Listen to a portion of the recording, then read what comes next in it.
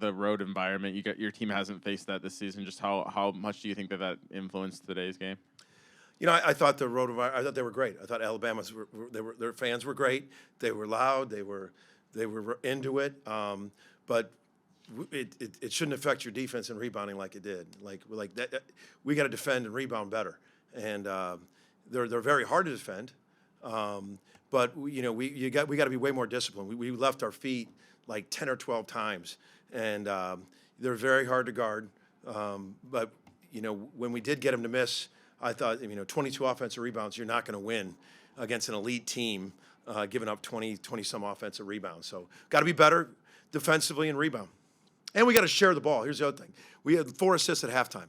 That's when I know for our team we've been high assists, low turnovers, and I thought it got kind of contagious. We were trying to shoot floaters over their 7-footers, and those aren't great shots. And we got to be better that way too. Porter, Jeremiah has been so good this year. When he struggles like he did in the first half, I think it was almost midway through the second half before he finally got a basket to fall. Just how do you use this as a learning moment for a young player moving forward? Meaning that he's really good in so many other ways, but he's got to play that way. We can't wait for the first shot to fall for him to play great defense to get other guys involved, and he learns that. I mean, he's an unbelievable kid in terms of trying to learn it. It's his first experience through this. He went up against an elite, one of the best, most experienced All-American point guards in the country, and who understands. He's been in a lot of these. To understand, I can impact the game other than the ball going through the hoop. I mean, Sears had 10 assists too, I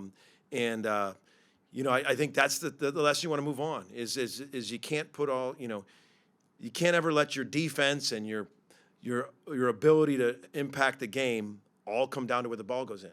And I think he was receptive to that. We were talking through that in the second half, and we're really gonna get him better. More experience he gets in playing like this is gonna. I mean, the kid's supposed to be a senior in high school, jumping into this against Alabama, who's elite on the road. So we'll get him better. He'll be better. But his attitude was good. It wasn't like pouting. He was down.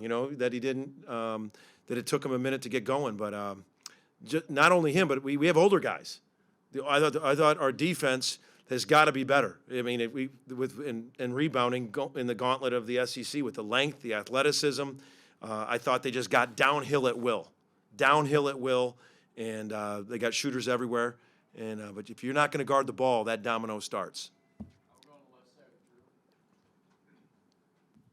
Coach, I know you guys self-scouted and did a extensive work on Alabama, but after seeing them, to talk about the offensive balance and kind of the matchups, how they were able to, expose your team on defense, because you're a good defensive coach, and they were really, really good offensively tonight. They were outstanding. I think they really got downhill.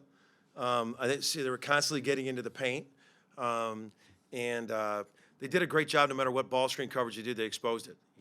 Even at the end when we switched it, Sears right away hit it over the top, and you saw how excited he got. That's just a veteran guard recognizing whatever ball screen.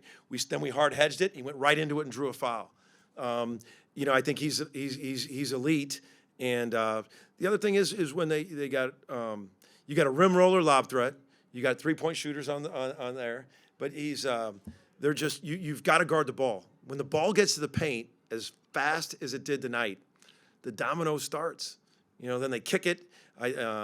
They just did a lot of things, and we didn't do well, but doing that. But I think it starts with Sears. He's just really, really good. Porter, you mentioned Alabama's length. Obviously, you're not going to add 7-footers overnight, but what can this team do moving forward to just kind of combat some of these bigger teams that you're going to see in SEC play? I worked with Majerus, and I can just see our first practice with Majerus right now talking about getting in the legs and a block out. You're not going to play jump ball in the paint. I can't sit there and beg for over the backs. We got to physically check off and go get it, release and go get it, and it's got to be a group effort.